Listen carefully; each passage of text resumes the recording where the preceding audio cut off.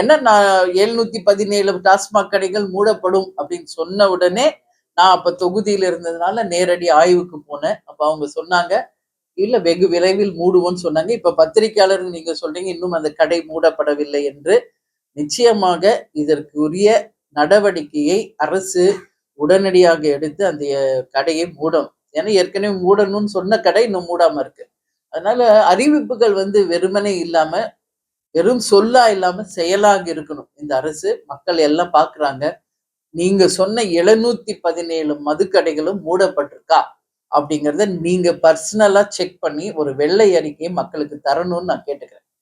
இது விருதாச்சலத்திலிருந்து விருதாச்சலம் தொகுதி மக்களுக்காக அந்த மதுக்கடைகளை இமிடியட்டா மூட வேண்டும் என்றையும் என் கோரிக்கையும் இங்க வைக்கிறேன்.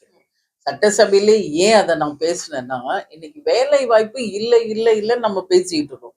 இது மாதிரி வேலை வாய்ப்பு இருக்கிற இண்டஸ்ட்ரீஸ் எல்லாமே சிக் யூனிட்டா இருக்கு, நலிவுற்று இருக்கு. இதுக்கு நம்ம என்ன தீர்வு செய்ய போறோம்?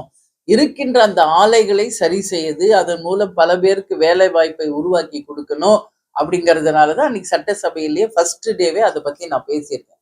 இப்ப நீங்க சொன்ன மாதிரி சூரியகாந்தி ஆலை இங்க வந்து இங்க கடலைகள் அப்போ நிறைய விற்பனை அப்ப வந்து உற்பத்தி ஆயிட்டு இருந்துச்சு. ஸோ அந்த ஆலை இருந்தது. பட் இப்போ அந்த அந்த உற்பத்தியே இல்லாததுனால அந்த ஆலை மூடப்பட்டிருக்கிறது. எவ்வளோ ஏக்கர் லேண்டு அந்த இண்டஸ்ட்ரி இன்னைக்கு முற்றிலுமாக நலிவுற்றதாக இன்னைக்கு அந்த கம்ப்ளீட்டா அந்த ஆலையே மூடப்பட்டிருக்கு. ஸோ இதெல்லாம் வந்து வேலை வாய்ப்புக்கு வந்து ஒரு நிச்சயம் வழிவகுக்கும். உறுதியாக நான் வந்து அரசின் கவனத்திற்கு கொண்டு செல்வேன். நிச்சயம் செராமிக் ஃபேக்டரி ஆகட்டும், அந்த ஆலை அந்த ஆயில் எடுக்கிற அந்த ஆலை ஆகட்டும், இது போன்ற இந்த தொகுதிக்கு என்ன ஆலைகளை கொண்டு வந்தால் அதன் மூலம் வேலை வாய்ப்பும் அதன் மூலம் மக்கள் பலன் அடைய முடியுமோ அதை நிச்சயம் நான் கண்டிப்பா செய்வேங்க. இங்க முந்திரி அதிகமா இருக்கு, பலா அதிகமா இருக்கு. இதுக்கெல்லாம் கூட நம்ம இண்டஸ்ட்ரீஸ் கொண்டு வரலாம்.